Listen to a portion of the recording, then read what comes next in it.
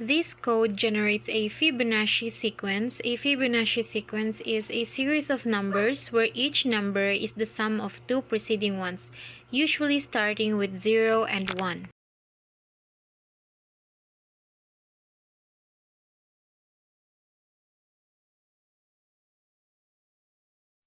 The generate Fibonacci function takes a number, or n, as input, specifying how many Fibonacci numbers to generate. So if n is 0 or less, it returns an empty sequence. Otherwise, it starts with a vector containing 0 and 1.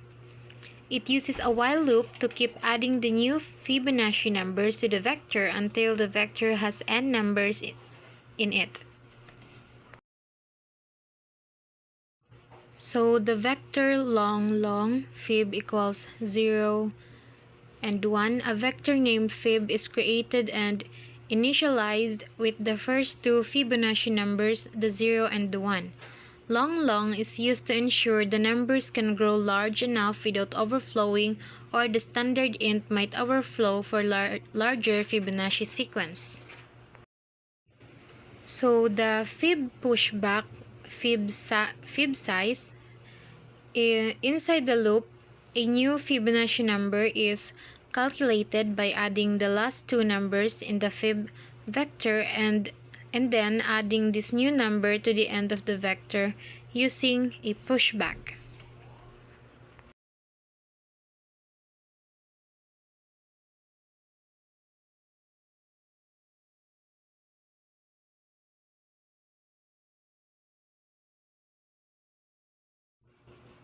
So this return fib, once the loop finishes, the vector contains the n Fibonacci numbers.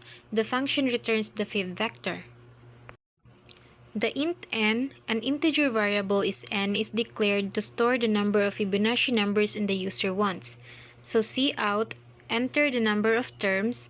This line prompts the user to enter the desired number of terms. So the cin or the character input, n, this line reads the user's input to stores in the variable n. If sin.fail,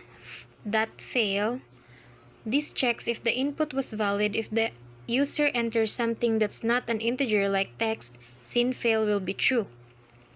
So cout invalid input, return 1. If the input is invalid, an error message is printed and the program exists with a return code of 1. So the vector long fib sequence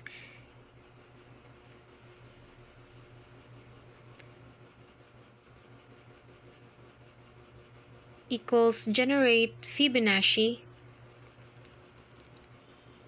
close and open parenthesis n. If generate Fibonacci function is called, the user's input n and the returned vector is stored in fib sequence. Cout Fibonacci sequence, this prints a label to the console. So for long num fib sequence, cout num, this loop iterates through the fib sequence vector and prints each Fibonacci number separated by spaces.